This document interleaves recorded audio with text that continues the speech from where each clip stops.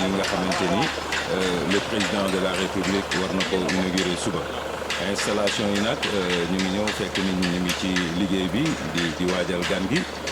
Gis nañ ni aussi qu'il y a eu des investissements qui ont été faits dans ce TAC de Kër Momar Sarr ñu am doxantu wan leen li nga xamante ni moom mooy image yi bisimilah. mbokk internetu Dakar waa 221 comme ni ngeen ko xamee ñëw nañ ba fii ci Kër Momar Sarr fi nga xamante ne moom mooy Prodac ci superficie bu 5000 hectares. nga xamante ne état du Sénégal def na ci un investissement colossal ci fii ñu dem découvrir li nga xamante ne moom mooy domaine agricole yi ak sunu guide Ami est-ce que mën nga ñoo wax déjà pièces yi nii nga mel ni ay kii de formation lan moo ko wund lan moo ko tax a jóg concrètement.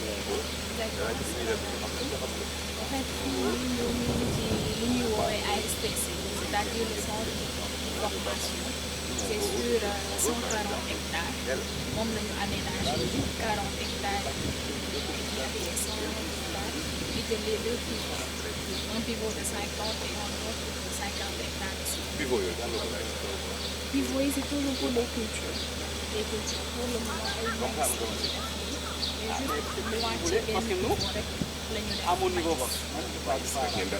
yan production ñoo fi nar a kii sur le plan agricole yan ngeen di gën a prioriser. Pour le moment c'est pas encore. Là, par exemple boo xoolee ci biir dañu moringa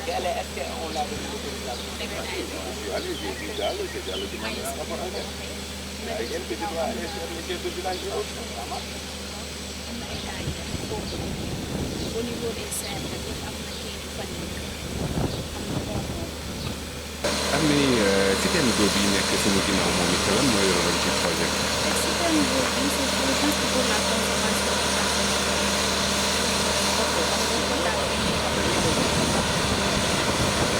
tamit ñeneen yu ni mel yu nekk ci ginnaaw yooyu tamit toujours c'est pour la même chose. yeneen yi ñeneen doon naa pété.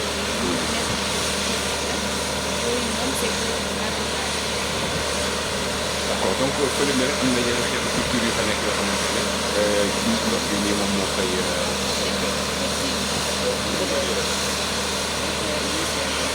doon naa ko wax.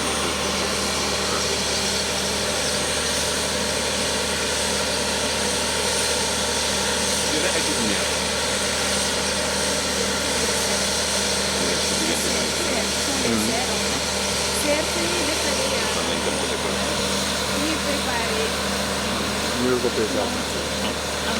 soxna Ami fii moom lan la ci projet bi. ci benn ci suñu serre bi serre bi ce sont les nouvelles techniques yu ñuy bayee léegi ban particularité la serre am ak nañ daan béy. c'est-à-dire que serre culture bi rek léegi mu protégé ñu jëm ci maladie rek. daa mel ni ci ay moustiquaires la. parce que yooyu gis nañ ko en termes de maladie ak yooyu les plantes seront moins risquées. donc technique de meilleure protection pour santé plante yi. d'accord donc fii nii lan moo fi nar a nekk xeetu plante ñoo fi nekk wala ça dépend. d'accord léegi kon est-ce que duñu demaat ci beneen serre wala du mën nañu ko rek. ayca bismillah. jaajëf ñu ngi fii ci salle de germination n'est-ce pas noonu la tudd bii salle lan mooy njëriñam ci. En fait, fii mooy salle de germination bi en ce qui concerne c'est-à-dire pour définir yi nga xamante ne moo soxla. waaw c'est climatisé quoi. dafay soxla fraîcheur pour plante yi. Voilà, c'est ça. Fii lañ koy njëkk a dugal après ñu doog ko génnee ci biti. Je vois ici concombre, aubergine, chou. 24 degrés la ñu war di mën a kii en 3 et 4 jours n'est-ce pas c'est ça. Concombre 24 degrés, aubergine 24, chou 24. Donc une salle climatisée pour permettre à ce que mu germination ah. Germination. D'accord donc kon fii mooy première salle bi.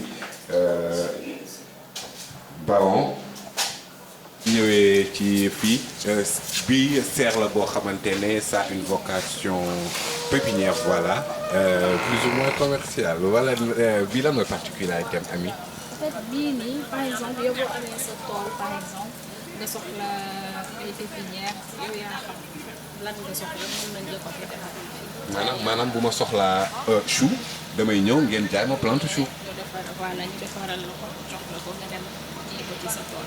en fait mais tamit waaw fii ci dak bi ñoom tamit ñuy soxla fii lañ koy defaree tamit. donc kon fii mën nañu jàpp ne fii mooy fi nga xamante ne fii la lépp di sosoo li ngeen di kii ci biir fii ngeen koy tàmbalee yóbbu ko ci biir. tout se fait ici avant d'être acheminé au départ. mais ñi nga xamante ne ñoom ñoo nekk dans les villages environnants ñoom it par rapport ak seen i culture bu ñu ñëwee fii nii da ngeen leen di jaay ay genre pépinière yi ngeen defar ñoom bu ñu demee après jëmbat. ku ci bëgg rek que ce soit fii ba Louga fii ba Touba en fait dañuy vider marché yëpp. le marché national. donc mën nañoo xam par rapport à ça am na une appropriation maintenant des populations par rapport au projet parce que bu dee ñoom da nga leen di former gis naa des salles à ciel ouvert encore une fois aussi tamit da nga leen di jox pour ñu mën a di dem yokk seen mbay noonu. tout à fait parce que boo gisee looloo tax depuis bu ñu installé woo ba tey on a eu à faire quand même un travail avec la population c'est-à-dire les créer en GIA c'est-à-dire un groupement d'entrepreneurs agricoles pour que ASTC bi bu demee ba pare ñoom ñu ñëw continuer. GIA yooyu noonu nga wax ñaata ngeen ci sosogum boobu ba léegi. ba tey on a 223 GIA. répartis en combien d'agriculteurs. donc de 10 à 25. d'accord donc kon bu ñu inauguré mbir mi rek war ngeen mën a directement lancer wu ci formation yooyu noonu. incha allah bëgg nañu. d'accord bii mooy serre fàttali ñu serre bi nag. serre pépinière. Ami par rapport ak défi de l'emploi et de l'employabilité des jeunes jàpp nga ne tamit nekk na benn amorce pour mën a absorber cette question de l'emploi des jeunes GIA yooyu noonu est-ce que gis nga l'implication aussi des jeunes par rapport à ça. tout à fait sunu GIA yi moom c'est essentiellement composé de jeunes de femmes parce que di nga ci gis ay GIA yoo xamante ne c'est essentiellement composé de femmes bii moom dina day am ay jeunes comme tamit day am mag. parce que Prodac moom mais yan condition moo pour nga mën a bénéficier ci formation yooyu noonu. en fait Prodac moom amul soxna Ami par rapport ak processus d'adhésion pour formation yi pour activer wu ci domaine agricole yooyu yan condition ngay war a remplir. amul condition yu ci teg en fait du moment que tu as envie de travailler donc facilement t'intégrer au niveau des GIA et nga am sa formation nga commencer. jaajëf soxna Ami fii tamit serre bi moom lan mooy njëriñam ci mbir mi. en fait serre yi pratiquement ñoo bokk fonction mais bii par exemple ay concombre lañ ci def waaye ak yeneen yi nga xamante ne defuñu ci woon dara mais bii concombre lañ ci def fii ngay gis concombre bi ci lay jàppandu boobu. dina jafandu yëg. voilà. d'accord jëmbat bi li ñu ci bind semi pépinière repiquage écartement ça signifie quoi. en fait je suis pas technicienne mais mooy date yu ñu def fii nii mooy li ñu jéem a expliquer ci tableau bi pépinière bi ñoo ngi ko defar le 15 6e mois 2021 ñu ñëw répliqué ko. lu répliqué. kii bi. soxna Ami fii particularité bi moom mooy concombre moom moo fi nekk maintenant naka lañ koy process bi ci ni nga ñu mën a expliquer ci terme bu gën a simple. ok je suis pas technicienne mais processus bi moom lañ jéem a expliquer nii ci tableau bi c'est-à-dire que dañoo pépinière bi ñoo ko defar le 15 6e mois 2021. fii si jëm kaw nag moom. fii bii concombre bi foofu lay jàpp. ñi tëdd tamit non. wala yëpp foofu lay jàpp au lieu concombre bi nar a daan ci suuf étalé wu ci kaw lay dañ koy kiiwee. jërëjëf soxna Ami fii daa mel ni poulailler la moom it ci liggéey bi la bokk naka la ñu organiser woo par rapport ak poulailler bi. waaw au fait lii poulailler la comme ni nga ko jógee wax léegi nii mais avec son système d'abreuvoir c'est-à-dire li jëm ci lekku ginaar yi ak naan bi ak yooyu fii nii capacité bi c'est de 300 sujets en fait la mën a jël.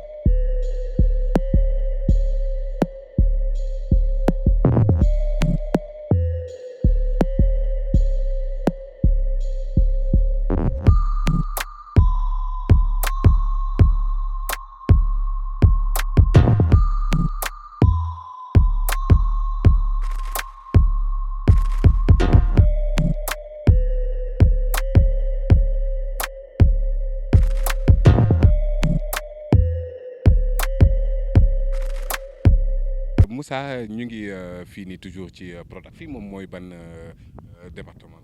Ok, donc FI, c'est un centre d'impulsion qui a été monté par la Sopela en partenariat avec CPH, chargé de tout ce qui est volet irrigation de pointe, et ma société, Tabara, pour tout ce qui est engineering et solutions agricoles. Donc on a fait cette ferme-là en 15 jours chrono, donc Soubel, lay am 15 jours nga xam ne on a pu faire tout ça. lii nii yëpp en 15 jours ngeen ko. suba lay mat 15 jours suba lay mat 15 jours bi ñu fi ñëw àll la woon démb ministre bi wax na ko parce que fekkee na bi ñu fiy ñëw donc on a fait un système mobile intégré boo xam ne partie bi am nga système démontable pour tout ce qui est asperceur beneen partie bi tu as du goutte à goutte li la ngay sénale c'est du piment moom nañ nekk ne loolu c'est une autre partie boo xam ne gars yi sont en train de faire l'épandage fii on a déjà semé le fourrage donc côté bi fi ngeen nekk nii on a fait du moringa en intensif c'est le système indien qu'on a fait de Ramou le spécialiste moo ñu ko jàngal et cette partie là c'est la partie qui est destinée aux animaux donc foofu am ko fa benn étable boo xam ne mën na accueillir 100 têtes de moutons et 5 bœufs. Et à côté, on a mis aussi d'autres races, comme les ladoum. On a amené aussi des variétés exotiques, comme la Döper. Le tout fait 2,5 hectares. 2,5 hectares. Exploité Tabara. Nous, on est une société d'ingénierie. Ça fait que donc, on a pu faire ça. C'était un défi pour montrer aux autres qu'on peut faire. On peut le faire. Les moyens sont là. Il faut juste savoir travailler, planifier, bien gérer, organiser ça. Donc c'est ça qu'on a pu mettre en place. Cette ferme, elle peut accueillir 10 personnes, 10 entrepreneurs. Parce que en 15 jours, on peut mettre en place 2,5 hectares. Franchement, ñaata ferme la ñu mën a installé au Sénégal. da ngeen di fi def formation aussi par rapport ak ñi nga xamante ne bëgg nañ ci œuvrer te xamuñu yoon bi ñu jaar. Tout à fait, parce que c'est ça le lien qu'il y a entre le Prodac et nous, parce que Prodac, ça c'est une plateforme boo xam ne ils ont mis en place des salles de classe, il y a des serres pour les pépinières et tout, donc nit ñi suñu ñëwee mën leen tàggat foofu ñu wan leen naka nañuy mbéyee de manière moderne. ba nga xam ne léegi ñoom su boobaa léegi espace bi ñun dañ leen koy aménager rapidement ñu dugg ça veut dire que yéen tey jii seen délégation bii di ñëw su nekkoon ngeen formé wu ngeen bëgg dans un mois suñu commencé seen formation dans un mois yéen seen tool yi di ngeen mën a commencé. ban yan critères wala yan conditions ngay remplir pour mën a def formation. Il y a d'abord la jeunesse parce que ça nous on a pensé ça parce que Sénégal dafa am problème emploi chaque fois nit ñi ils disent oui amul emploi mbéy bi nag nañu demee si mbéy bi mais soo bëggee dem si mbéy dañ lay wan yoon bi. donc ñun moo tax ñu toog xalaat xool lan nañ def si àddina bi xool lan nañ def si Afrique ñu wut modèle boo xam ne Sénégal gëm nañu lii suñu ko defee day jëm kanam léegi nag déjà yéen bi ngeen ñëwee am na yoo xam ne commencé na sax donc côté bële gis ngeen la partie fruitière installé nañ ko on a mis des arbres fruitiers on a mis des variétés yoo xam ne c'est hautement productif variétés yoo xam ne si temps bu gàtt dina mën a jur loo xam ne ki nga xam ne day liggéey dañ si mën a gis boppam si wàllu cur gi Sopela jur gi tamit ñu dem xoolandoo ko. donc lii nii li ngay gis ni yëpp lii day bokk ci tool donc tool c'est normal nga am ay pentaat tool dafa normal nga am ay xar ay nag parce que c'est intégré ça c'est ce qu'on appelle une ferme intégrée donc Sopela li nga xam ne foofu la mënee foofu la xare ñi dëgg c'est que fii on a un problème de minéraux donc nit ñi dañu doon dem di wuti ay minéraux ay France ak fu nekk Sopela aujourd'hui à travers son usine ils sont capables de produire sur place des minéraux pour les animaux donc loolu lu muy jur mooy tey jii fi mu nekk fourrage bi bu njëkk nit ñi dañu doon béy gerte nawet ba nawet nga am benn 3 tonnes avec ce système là sur un an on peut produire jusqu'à 400 tonnes de matière fraîche 400 tonnes de matière fraîche loolu ça veut dire que pël bi nekk fii mën na béy yor juram ba noppi jaay am daal lu muy def si poche am donc ça veut dire que loolu rek déjà mën na ko yor donc ça c'est vraiment une autre dimension à côté on a mis maintenant dañu wan nit ñi l'élevage exotique parce que Sénégal tey jii ñëpp xam nañ ne que ñun suñu force actuellement au niveau du mouton nit ñi ils ont bien travaillé et les éleveurs aujourd'hui on arrive à faire du laadum xar bi nga gis ni il a que 22 mois. laadum waaw. Père na ñëwal xool laadum. waaw yii 22 mois. waaw xar bi il a que 22 mois. donc ça c'est un laadum ça laadum tey jii c'est la marque de fabrique du Sénégal parce que Sénégal naka nekk depuis tout le temps depuis même soo demee Brésil race yi nga fay gis ay Girolando à la base ñoom fii nañ ñëwoon Sénégal jël suñu race zébi bi yóbbu ko di ko mixé ba mu parce que foofu ñoom jur nañu amoon jur bi ak suñu bos moo jur Girolando donc loolu ñun maintenant au Sénégal des éleveurs depuis les années 80 ils se sont battus moo indi laadum bii tey jii nga xam ne tey moom la ñuy puuku réew mais il faut pas s'en arrêter là parce que jur dafa am li ñuy wax ay races yoo xam ne c'est des races à viande mooy li yi ngay seen fële yu jigéen jëlee yële Afrique du Sud la jógee yooyu ñuy wax Döper yooyu xar yooyu mën nañu dem ba 130 kilos te yàpp kese la donc mbéyeen yeeg siisa yi xam naa ñoom seen affaire dina baax. Afrique du Sud lay jógee. Afrique du Sud lay jógee am na ay taureaux yu war a ñëw aussi yoo xam ne dañu fi nekk fii ak suba yoo xam ne aussi c'est des races à viande di ngeen ko mën a gis. yii nii yéen a ko da ngeen koy importer wala en fait suñu notre tout ça on a pensé ça a été fait par nous. Tout ce que vous voyez là amul lenn on a tout pensé tout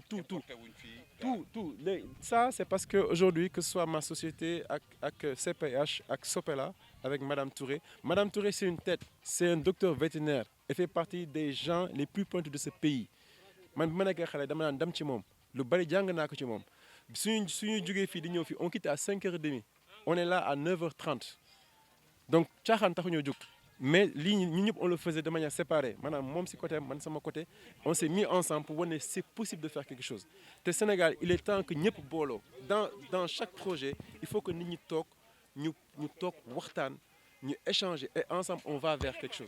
Sur le plan agricole lii nii yëpp vous l'avez réalisé en 15 jours. Tout ce que vous avez vu demain lay mat 15 jours.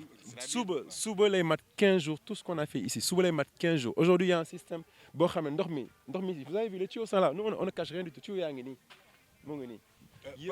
par rapport ak esquisse bu mu mën a doon pour l'emploi des jeunes est-ce que jeunesse bi tey bu ñu bëggoon a imprégné wu ci lii dafay soxla benn niveau d'étude wala yan conditions pour mën a. mais attends am na benn xale bu ndaw bu fi nekkoon Malick mi c'est une preuve xale bi ak ñeneen ñi nekk ci village yi on est bi ñuy ñëwee dañ leen woo. Qui Dakar la jógee il faisait il commençait une formation en élevage il a fait ici 2 semaines mais bi ñu leen ñëwee dañ leen teg des modules yoo xam ne c'est d'abord le leadership nit gën a gëm sa bopp fii yàlla rek moo fi nekk mais ginnaaw ba am nga ñaari waajur yu la teg si yoon jàngale di la ñaan li des yaa koy gën a gëm sa bopp nga xam ne fii yàlla rek moo fi nekk te nga liggéey fas yéene ñax. Malick yow yaa ngi fi depuis quand. man defaguma fi 2 semaines. ci lan ngay yëngu ci pratique bi. non man maa géré wàllum ndox bi tout ça nii. est-ce que bi nga ñëwee jotoon nga koo xam wala am nga benn formation préalable ba war a mën a am xarañte ci mbir mi nga yëngu tey. dëgg yàlla moom mën naa ni fii lañ ma formé quoi parce que bu ma ñëwee si ginnaaw kii laa nekk il m'a tout expliqué après ñu ànd gérer lépp voilà.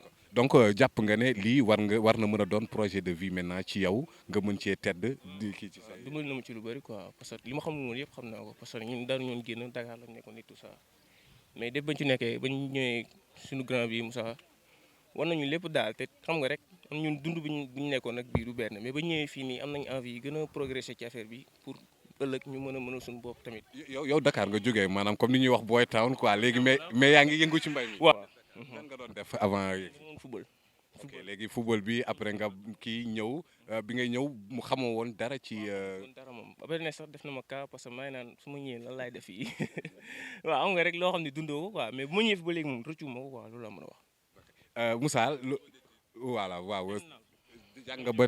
j'ai pas fait le bac non daaw laa waroon def mais dama abandonné pour football quoi non football bi laa jëloon def ko sa obsédé ko quoi def ko sama xel. Moussa lii exemple la aussi par rapport ak jeunesse bi nga xamante ne ñu ngi ci Sénégal pour ñu mën a di ñëw inciter la jeunesse à venir participer ci essor de développement bi tamit. Au Sénégal tout est possible il faut juste qu'on s'organise te ñu gëm suñu bopp te ñu bàyyi wax suñu liggéey amul lenn lu y a rien d'impossible Sénégal lépp fi mën a sax lépp pomme mën na fi sax ay façon kiwi yooyu ngay dégg yëpp yi gars yi dañuy jommal ay xawma ay raisin ñoom seen loolu dara. On peut tout faire ici en plus li gën a graaw mooy ñun Sénégal nous on est ñun c'est bateau tey jii su jóge woon fii di dem France en 6 heures en kii bi benn bateau 6 jours lay def yegg Douvres tey jii soo jëlee benn avion buy jógee fii dem États-Unis 5 heures de temps mu yegg États-Unis et on a des accords dans le cadre du commerce intérieur intra-africain fi mu nekk nii fii ak Bamako wala fii ak Togo nekkatul dara donc Sénégal suñu gëmee suñu bopp liggéey normalement ñun mën nañ nekk ak yenn pays on peut fournir l'alimentation.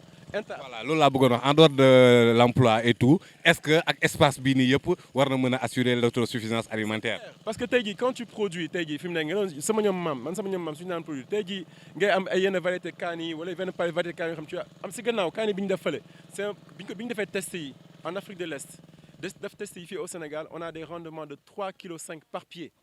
maanaam benn tànku kaani nga béy ko nga am si 3,5 kg si kaani ñun façon bi ñuy def on fait de la culture intensive maanaam si benn hectare on met 20 000 pieds mën nañu dem ba 20 000 pieds de piment 20 000 pieds de piment à 3 waxuma sax 3 tonnes 5 on vient à 3 kilos tu as 100 tonnes hectares kilo kaani su gàttee ba si sur la moyenne tu as une moyenne de 2500 ça c'est un expert ingénieur agronome je passe sous son contrôle parce que moo ngi noonu li nga mën si am si xaalis bul xam nu mu toll nu mu am si xaalis deuxièmement fii garab yi ngay gis fii garab yi ngay gis fii yëpp soo xoolee dagguñu garab yu bari parce que y a aussi on pense aussi à l'environnement au développement des maanaam soo ñëwee on a tout étudié ba si garab yeeg suuf si lépp nañu xool xam ne yii dañ ko war a dagg yii dañ ko fiy bàyyi garab yi ay seng la xam nga c'est quoi leur rôle kii élevage bi ngay gis nii seen kii bi su demee bay tóor guus yi daanu suñ ko lekkee dañuy am graisse donc naturellement il y a un écosystème aujourd'hui qui est propice pour l'élevage te Sénégal loolu la yàlla def quand tu regardes la carte géographique du Sénégal nga xool les différents espaces par extra di nga xam ne zone bi mën nañu fi def li zone bi mën nañu fi def li fii mën nañu fi def banane c'est très facile de faire de la banane ici c'est très facile parce que le climat il est là ndox baa ngi fi soo demee Casamance c'est possible tout ça c'est possible. Parce que d'abord on s'est assis avec le coordonnateur, on a dit que nous on a une solution aujourd'hui qui peut régler le problème et il a eu l'humilité de nous recevoir, de nous écouter. Ça il faut le noter. Il a dit hier, il a dit vraiment cette solution que vous avez apportée, c'est une solution pour le Sénégal. Moi j'irai plus loin, c'est une solution pour l'Afrique. Il faut qu'on ait de l'ambition. Il faut qu'on ait de l'ambition pour se dire qu'on peut changer les choses positivement en travaillant main dans la main, mais et que ce soit avec une vision commune. C'est pas un objectif de demain après-demain. Mbay li mu leen njëkk a jàngal mooy patience. Mbay li mu leen njëkk a jàngal mooy humilité. Nit koo xam ne mën nga toog xaar nga ji benn pepp nga toog 3 mois muy màgg di soppe ko ba jur dara loo xam ne jiw bi peut-être que soo ko xoolee au franc prix ça va te coûter benn 10 francs CFA mu jural benn doom boo xam ne kilo bi dina jar 3500 mbay rek moo ko mën. mbay rek moo ko mën te daf lay surtout nga am si wér-gu-yaram tey jii si wàllu kii bi Prodac bi ñu ñëwee bi ñu waxtaanee ak ñoom fi ngay gis ni par exemple au niveau kii bi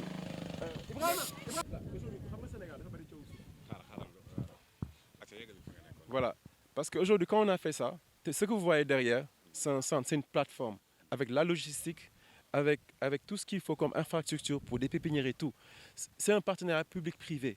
ñoom bi ñu ñëwee toog ak ñoom ils sont venus les machines par exemple pour faire ce travail là le labo mais ñoom ñoo indi machines yi ils sont venus ñu wan leen ñu ne leen jaay leen fii parce que c'est des services ça c'est une plateforme donc ñoom ñoo war a joxe service nous on a l'ingénierie on pose maintenant le décor xale yi ñëw ñu jàngale ñu tàggale te ñu gëm suñu bopp.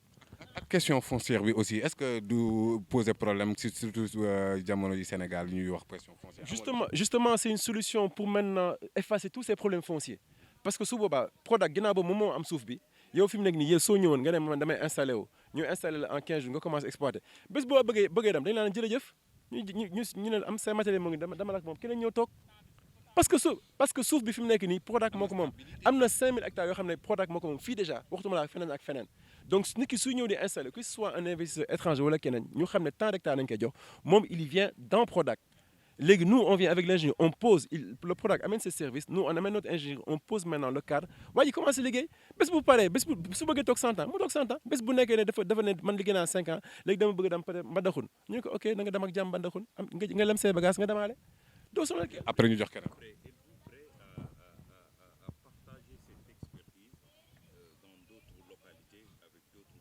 Justement, c'est pour ça que le Prodac intervient. Parce qu'aujourd'hui, dans ces différentes localités, ça c'est le chef du CFA. Ce matin, il y avait d'autres chefs de département. Avec eux, on peut dupliquer ce modèle-là à grande échelle. Donc, honnêtement, on a fait ça en 15 jours pour en faire 100. Inch'Allah, Dinagaw, pour en faire 203 000, c'est de l'organisation, de la méthode, de la planification et des ressources humaines. Pour faire de l'agriculture, il faut d'abord de la sécurité. Il faut de l'eau. Le lac de Guerre est là. Il faut des techniciens de l'ingénierie. C'est notre rôle. Monsieur Sissou, s'il vous plaît, je veux que vous soyez près de moi. C'est important.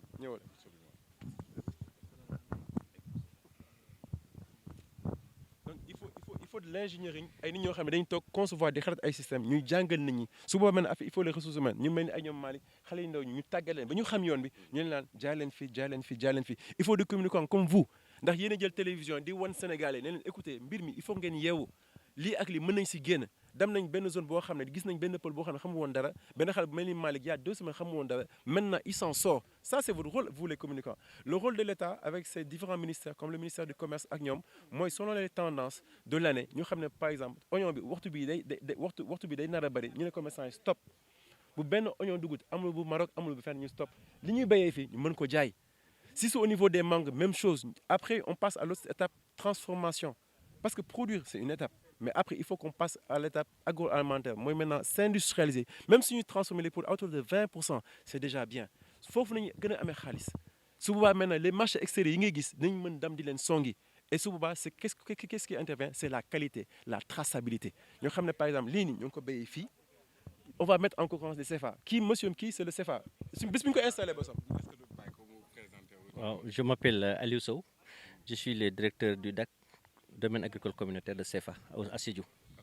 Monsieur Sow tey bu ñu doon laaj la potentialité agricole actuellement fii nii lan nga ñuy wax est-ce que mën na venir à bout aussi de l'autosuffisance alimentaire de la question de l'emploi yooyu noonu yëpp yan potentiel ngeen ci. waaw maa ngi leen di nuyu di leen sant donc dama yaakaar ne le lac de Guiers dafa nekk benn genre don pour le Sénégal dafa am benn cours d'eau douce qui fait presque plus de 60 kilomètres à l'intérieur du pays de part et d'autre. C'est des rives, c'est des berges. C'est le plan d'eau permet de faire sur 500 mètres, 1 kilomètre de l'exploitation agricole. Donc, il appartient maintenant à l'État à mettre en place le cadre, un cadre institutionnel, un cadre rationalisé pour permettre l'exploitation de ces terres. En faisant quoi? En mettant des domaines agricoles comme ça, en permettant aussi au privé de s'installer et de faire de l'agriculture, de l'agribusiness. C'est quoi? C'est avoir un plan bien défini, une orientation bien définie dans le cadre agricole. Et cet cadre agricole sera bien encadré, structuré et orienté vers le développement et l'emploi des jeunes. Encadrement.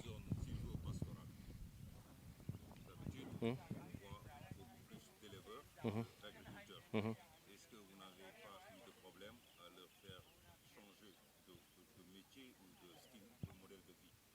Donc moi je me dis qu'avec les changements climatiques maintenant, l'agriculteur, l'éleveur, le pasteur, l'agroforestier, on doit penser à maintenant faire de l'intégration. Dans cette intégration, l'animal, le plant, la plante, le sol, tout doit être mis en harmonie.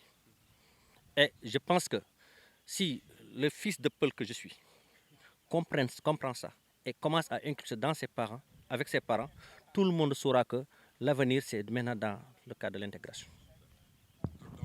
C'est d'ailleurs loolu moom moo waral ñu ne domaine agricole communautaire c'est-à-dire yooyu noonu yëpp élevage agriculture la ñu synthétiser ci benn activité mais est-ce que dina yomb ci zone yu demee nii nga xamante je vous dis que pour ne pas vanter le product, c'est l'un des meilleurs projets de l'État et de l'Afrique. En faisant quoi? On a mis un cadre qui a permis de faire l'élevage, l'agriculture, l'agroforesterie et tout. Et ça crée c'est une niche d'emploi. Et en faisant comme maintenant, l'ASTC, c'est juste les services et la formation. Maintenant, c'est les privés, les entrepreneurs agricoles qui doivent s'installer autour, mais aussi le product doit essayer d'aider sur le marché. Donc, on doit avoir ce qu'on appelle vendre avant de produire. On trouve le marché et à partir de ce marché, on crée les activités agricoles. Ce sont les privés, les commerçants, les exportateurs qui disent on a un besoin en piment, par exemple, en gombo, en ceci, et on signe des contrats commerciaux. À partir de là, maintenant, le product avec ces entrepreneurs, avec aussi les moyens financiers. Donc, le product aussi oriente les entreprises vers les structures de financement. mais monsieur Sow tey boo xoolee ak situation surtout Sénégal ni muy kiiwee nga xamante ne bay dundee la ñuy wax est-ce que mën ngeen intégrer la population bañ approprier wu maintenant ce concept d'agrobusiness? Si je vois l'importance de cette ferme la ferme là dana tax sama mbokk pël bi ñëw indi juram mu ne kat mun naa ndekete yar tuuti jur am ci lu bëri mu barkeel tuuti te barkeel. ba pare mu leen di bayal ñuy dunde donc li ngay màng dem ba Saloum avec tous les problèmes tous les risques que ça comporte tu peux être là tu génères de l'emploi tu crées de la recherche et tu te sécurises toi-même. Non, l'exemple est là. L'exemple est là. Donc je me permets aussi de dire que j'ai eu la chance à diriger le DAC le plus évolué au niveau de CFA. Ce qu'on a fait cette année actuellement on a 400 jeunes qui sont là-bas en immersion en entrepreneuriat agricole. Et après, à la fin du camp, on va essayer de mettre en place ce qu'on appelle des unités autonomes d'exploitation. Ces unités vont de 15 hectares à 20 hectares. Et là, on crée les activités agricoles avec les sources de financement pour permettre à ces jeunes de s'auto-employer. Et maintenant, mais aussi on crée un marché qui nous permet de signer des contrats de commercialisation pour que ces jeunes-là puissent produire. L'exportation, l'importation, la transformation, mais aussi, surtout, le fait que ces jeunes puissent se prendre en charge eux-mêmes. Nous, on est là construction en encadrement et en orientation. Déjà, aujourd'hui, monsieur Sow, li muy wax ni en parlant de nature, en parlant d'intégration, la preuve, elle est là. On l'a fait, nous l'avons fait. Et c'était loolu dañ koy sante suñu borom sante ko suñu waajur parce que ñooñu yar sante ko suñu professeurs yi nga xam ne bi ñu doon jàng di dem si tool yi ñu leen def leen li def leen la lii seen ndam la mais aussi ndamu population bi la parce que pël yi ngay gis nii de la même manière que y avait Malick am na ay xale pël yoo xam ne ñëw nañ jàpp si liggéey bi ñoom ñëpp fi mu nekk nii ku si nekk tey jii en espace de 15 jours on a pu t'inculquer ça bu ñu commencé changer donc li muy wax ni en matière d'intégration jur gaa ngi nii lii fourrage la léegi ngay gis ne mboq la mooy sax ne si gannaaw am na kaani gu nekk fële léegi c'est la partie fruitière tu as des citronniers côté bële fële tu as des papayers il y a même une partie ornementale avec des fleurs on a pu réussir ça sans toucher à l'écosystème maanaam garab yaa ngi nii on les a pas touchés dañu xool garab yi naka nañu tëddee ñu ne ok fii mën nañ fi def lii fii mën nañ fi def lii fii mën nañ fi def lii nature bi c'est important il faut que nga maintenant on est en 2021 te y a même des accords sur le climat garab. loolu laa bëggoon a laajte est-ce que da ngeen di désherber comme ni ko gars yi di defee da ngeen a ñëw en symbiose avec la nature créer ces richesses. il faut d'abord auditer nga xool li nga fi fekk nga xool garab yi nga fi fekk nga xoolal nga xam yan type la ana lu muy jëriñ lan lay jëriñ tool bi lan lay jëriñ nit ñi fi nekk garab yi tey jii mais fii dafa il est quelle heure fii mu ngi féex te pourtant alors qu'on est dans une zone qui est semi-aride mais c'est parce qu'on a pensé à ça même heure yi nga xam ne dañ koy arroser c'est calculé. ba nga xam ne su amee benn taux d'exposition bi day créer naturellement da ngay am température bi day wàcc. au vu de li ñu dégg vraiment Moussa mën nañoo wax sans risque de nous tromper que ci plan Sénégal émergent Prodac bokk na ci meilleur projet yi. oui moi je voudrais profiter de votre antenne pour remercier le Prodac qui nous a reçus, qui nous a écoutés et qui nous a fait confiance et vraiment que ce soit le coordonnateur monsieur Ndour, que ce soit Madame le ministre, la qui est passée hier et qui nous a témoigné ça, qui nous disait que quand je suis passé, il y a 15 jours, il y avait rien du tout. Aujourd'hui, il y a de la vie. te loolu dañ koy santé suñu borom parce que lii yëpp yàlla la mënuñu def dara sans moom yàlla moo boole xol yi ba soppe la am xalaat ko CPH ñu ànd parce que yàgg nañ ànd mais yàlla moo boole xol ba ñu ne ok lii dañ koy jéem a def wan suñu réew ne c'est possible. te loolu ñoo ngi koy sant di sant aussi madame Touré encore une fois ndax moom moo ñu mag ñu ñëpp mën naa ne doom laa ci moom mais moo ñu mag ne ne aywa samay doom ngeen mais ne ma bëgg ensemble ñu def lii pour Sénégal. Macha Allah. Donc yéen aussi ñoo ngi leen di gërëm si ni nga ñëw seet suñu di ñaan muy seen mbokk yi nekk kër ga si àll bi ngeen wax leen ne que maintenant c'est possible de s'en sortir xam-xam baa ngi fi il faut juste de la volonté pour qu'on s'en sorte. jaajëf Penda comme ni ñu ko déggee lii exemple de réussite mais aussi li fi nekk firnde la ni Sénégal potentialité yëpp mu ngi fi la ressource humaine elle est là li nga xamante ne war na yëpp pour asseoir un développement harmonieux wan nañ ko tey ci mbay mi delluwaat ci suuf bi mais aussi organiser wu en agro-business bay dundee assurer l'autosuffisance alimentaire et assurer en même temps l'émergence économique du Sénégal jaajëf. Asalaamaaleykum maa ngi tudd Youssoufa Sall dëkk fii ci région de Louga commune de Kër Momar Sarr bon boo gisee ñu wàcc si fii ñëw fii nii dañu xool nekk Ndakaaru jàng sunu métier ba mokkal ko ba am ci sunu diplôme am nañ ci sunu diplôme en métier mécanique def nañ sunu mécanique bi ñu xoolee ñëw gis ni léegi mbir mi ci mbay mi la nekk te mbay mi moo mën a soqali Sénégal si la ñu wàcc si replier wu ñëw en même temps yoraale suñu métier di ko exercer waale ci biir mbay mi. lan nga doon def Dakar. parce que Dakar man maa ngi fa nekkoon mécanique je suis qualifié en 5e catégorie ba yor si sama attestation bu ko defee bi ma jógee nekk naa fa chauffeur en fonction publique chef de cabinet ministre du travail j'étais son chauffeur donc après par la suite.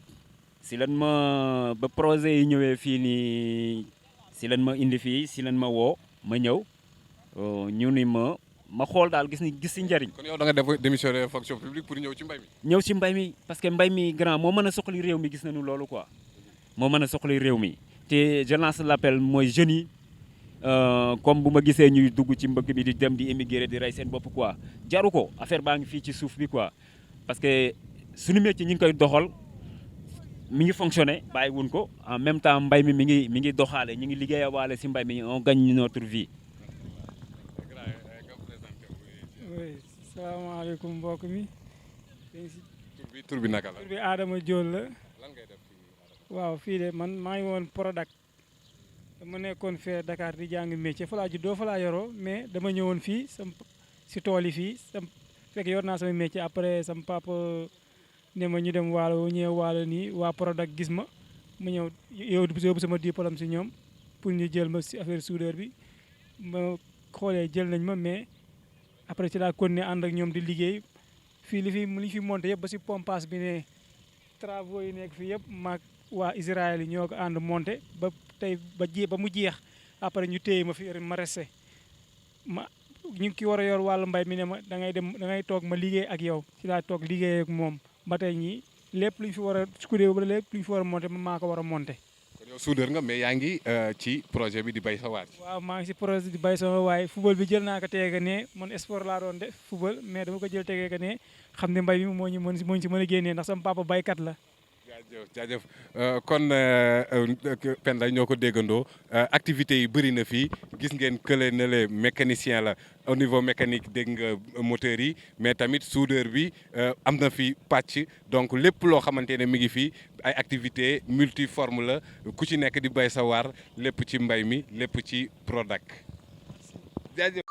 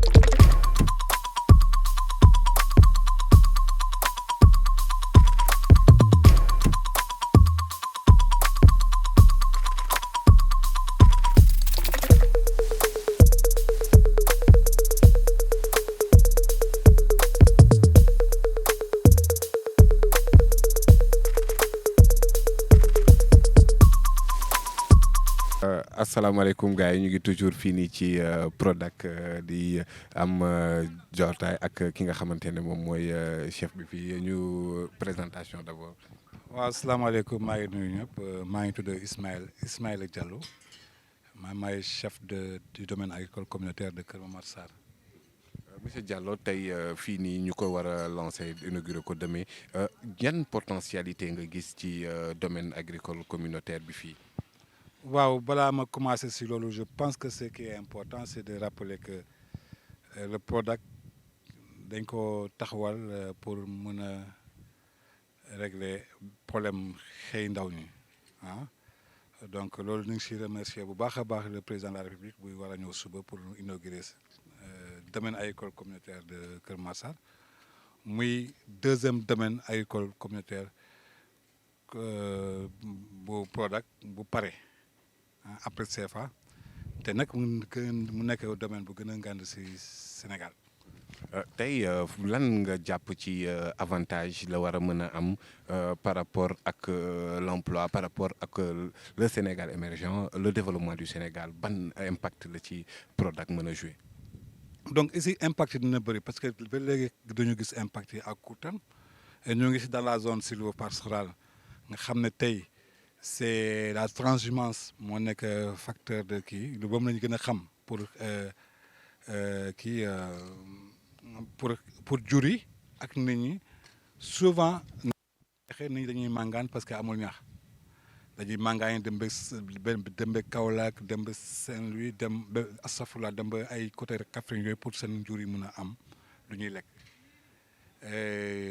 tey ji nag lu ñuy nekk di tabax fii lu ñu nekk di monter ci projet fii bu demee ba taxaw ba avancé di nga gis ni dina am suffisamment de ñax pour jur yi mën a toog sur place mën a développer mën a vraiment avancer mais au-delà de ces questions là xam nga jur yi bu kii rek bu demee ba amatul màngaane impact buy ñëw foofu mooy xale yi dañuy am temps jàng parce que gars yi bu ñuy màngaane dañuy yóbbaale xale yi donc situation boo xam ne dinañ ko mën a régler définitivement xale yi dinañu am possibilité jàng dinañu am possibilité faju jigéen ñi dañu sonn comme ni ñuy sonné parce que góor yi bu ñuy dem màngaani dañuy yóbbaale jigéen ñi kon jigéen dañuy am moyen am possibilité toog sur place fii si seen localité mën a liggéey di am xaalis donc am benn impact yi mooy emploi bu ñuy créer parce que projet bi aussi emploi moo tax mu jóg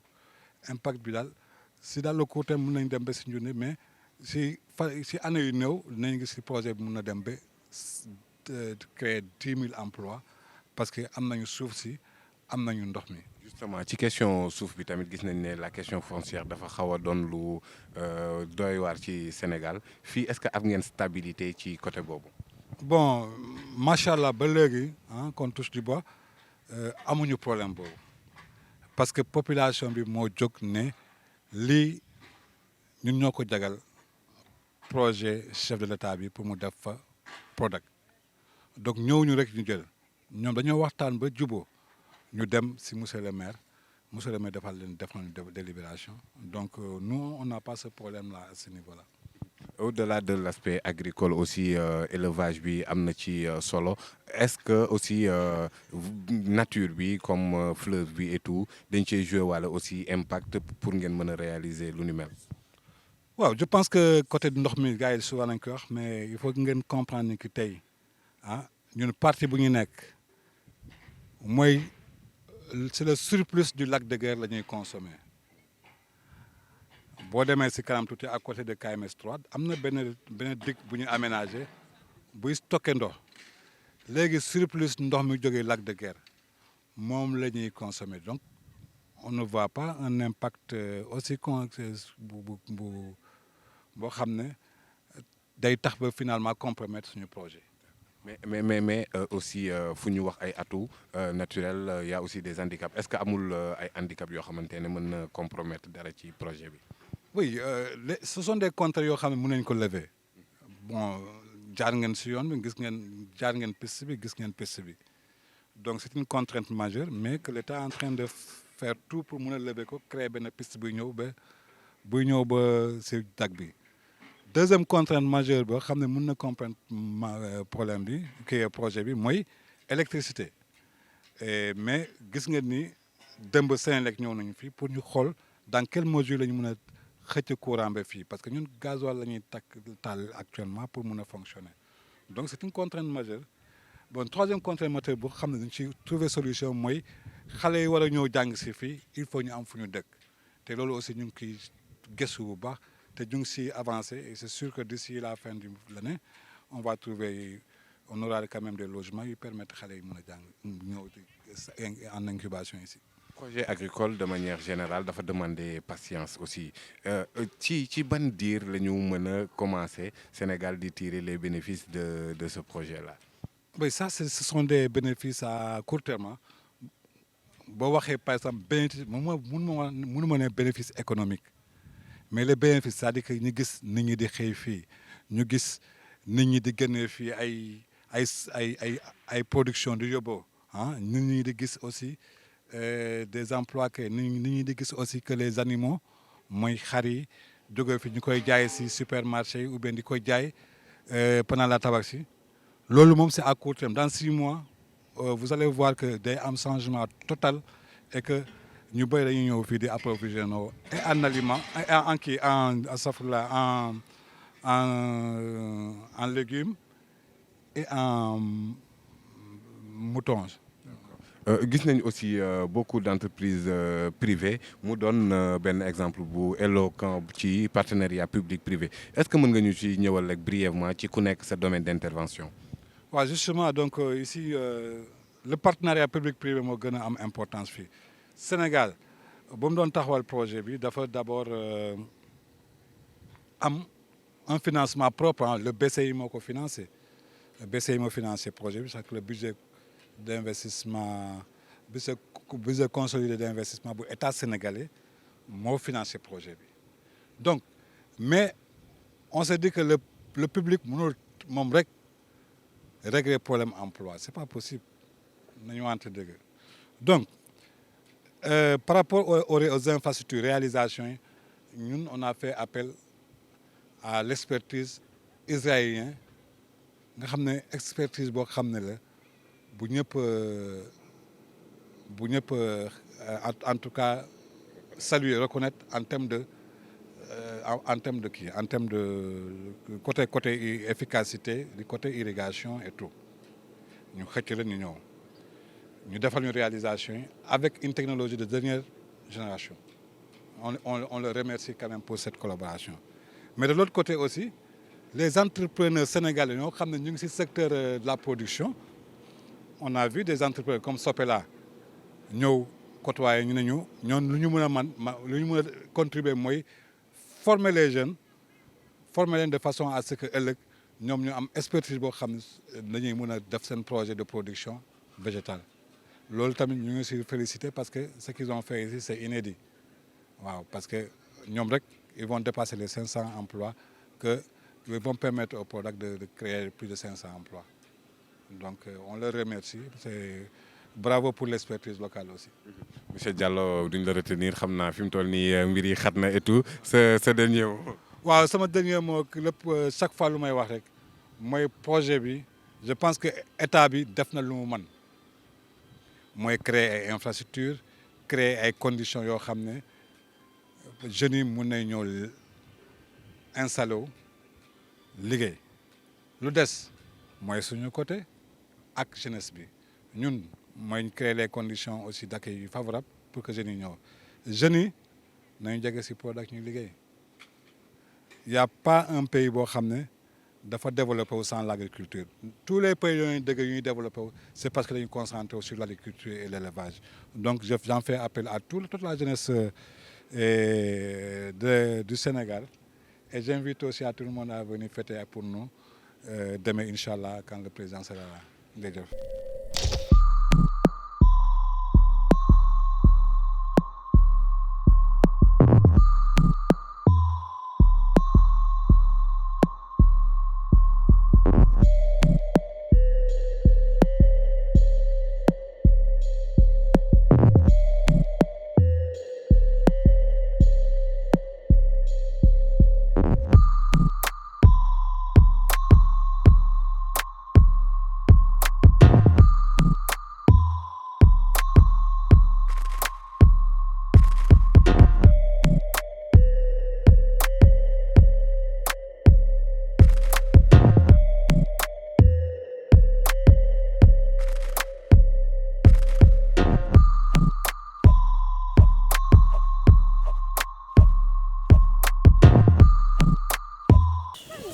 waaw asalaamaaleykum beneen yoon Dakar waa 221 ñëw nañu ci village environnement yi nga xamante ne ñoo nekk ci Prodac pour xool ban appropriation la villageois yi am ñi nga xamante ne ñoom ñoo nekk dans les hameaux ban compréhension ak ban impact la am ci seen vécu quotidien donc appropriation bi villageois yi am ci projet bi ñu ñëw fii fekk fi Alpha ñu bàyyi la nga présenté wu wax ñu fii mooy fan. waaw tur bi ak sant bi. Alpha Sow. waaw Alpha tey ñu ñëw fii ak yéen Prodac bi ni mu leen jege lan nga comprendre ci projet bi nga xamante ne sant nañ ko fii. projet bi daal xam na ni ñu waxee woon bi ñu koy commencé. bi ñu koy taxawal dañu wax woon Prodac bu mu ñëwee dina yokk ko fii foofu yi si Prodac léegi sax ba daañu ko def mbéy mu jàppale affaire askan bi daañu ko def yow bindu nga ci ndax ñu jàppale la pour nga gën a mën a xam lañ fay liggéey bindu nga ci kii boobu.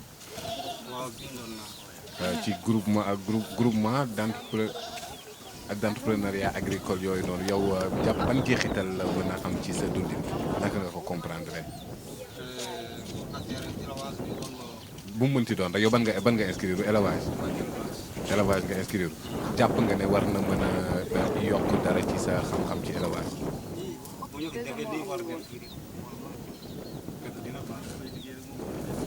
yow la ci élevage bi yan nga ci yëngu fii nii pour le moment. waaw yow am nga ay xar am nga ay nag ak ay béy fii tey lan ngay xaar ci waa Prodac lan nga bëgg ñu defal la. waaw lan ngay xaar ci ñoom. lan nga wax ñu. première affaire sama waa gox bi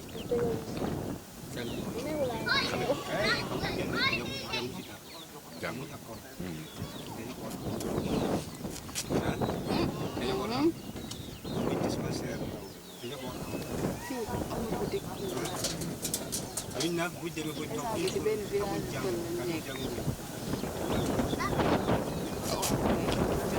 mais yow foog nga ne tey bu ñu la jàppalee ci élevage bi nga xamante ne moom nga bindu bu ci amee tey loo xamante ne bëgg nga koo xam ak ni ngeen daan màngaane jàpp nga ne buñ la ci formé di nga war a mën a toog gën a mën a téye sa njaboot ci ni mu waree.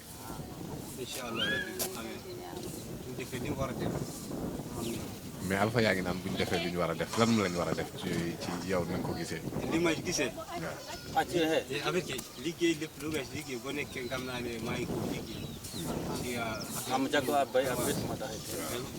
maa ngi liggéey sa affaire élevage bu mu doxee li mu war a dox maa ngi gis man sama bopp parce que mu ngi gis boppam loolu moo tax nga yow nga wàññi sa jiw bu mu jaar nga mun ci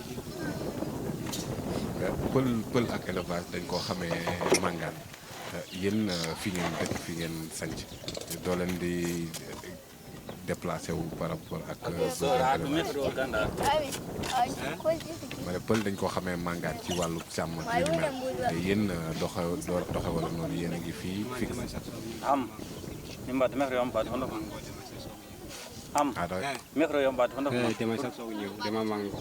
léegi ñoom fële na leen nga xamante ne yow dem nga fa gis nga li nga xamante ne moo fa nekk est-ce que sa xel dal na ci ne dina la mën a jàppale ci sa activité.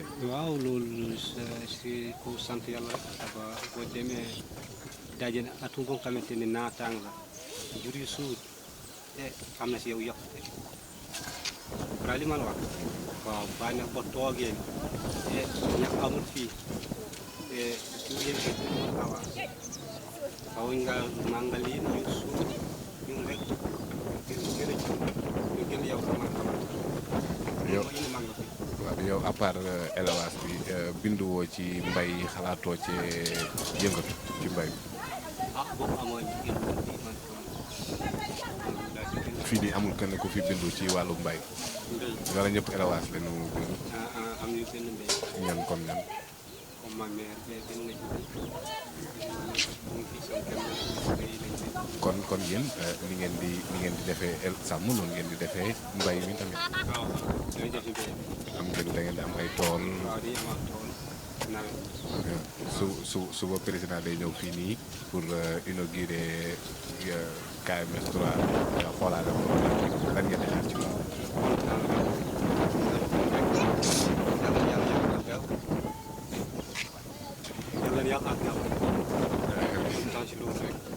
ñëw rek seet askan bi xam nga nit ñi foo xamante ne boo tam ñëw dem ba nga teg tànk dafa baax. ndax boo fi ñëwee boo dana fi gis dana xam du nekk fii li man.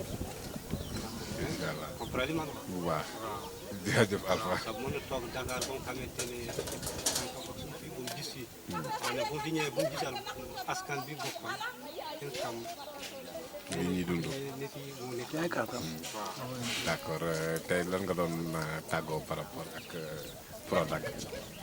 ma ne lan ngay tàggatoo par rapport ak Prodac bi nga xamante ne ñëw na si seen wet.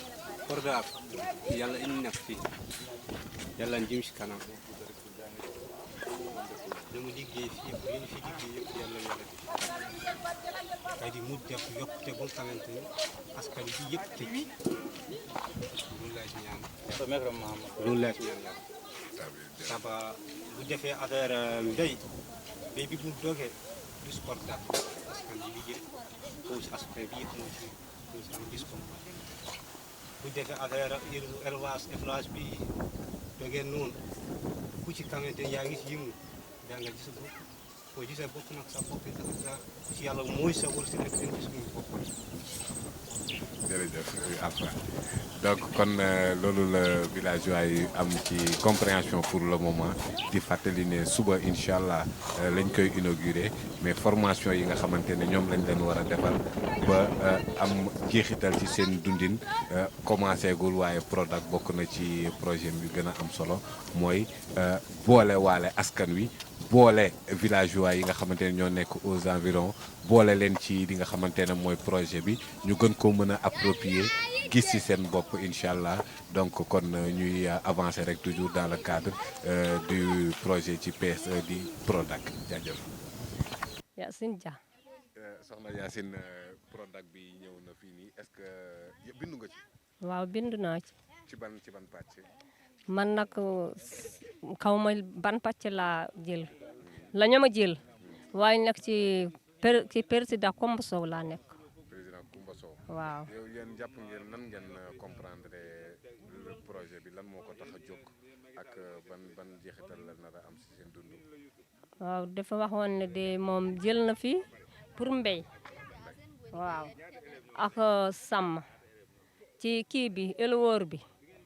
waaw dégg nañ nag éleveur bi am na lu ñëw waaye nag ñun demuñu foofu ndax xamuñu ci dara ndax yéeguñu ko ñi ko war a indi fii ñi koy joxe fii waxuñu defuñu dara waxoon nañu maire Ouleye ñu ne ko nañu jël ñu dem Louga jëli foofu xaalis ñu ñëw jàppoo kii bi nuñ koy wax mouton ñu jënd ay mouton ñu def foofu ñu ngi koy liggéey waaye nag ñëwuñu fii. suba président day ñëw inauguré loolu noonu lan ngeen di xaar ci moom.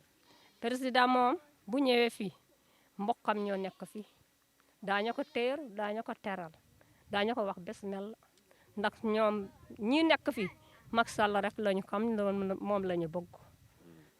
donc kon Prodac bi war na mën a am njëriñ ci seen dundin. waaw xam naa ne dina ko am ndax bu taxawee fii suñu mbootaay mu ngi ci kay dina ko am.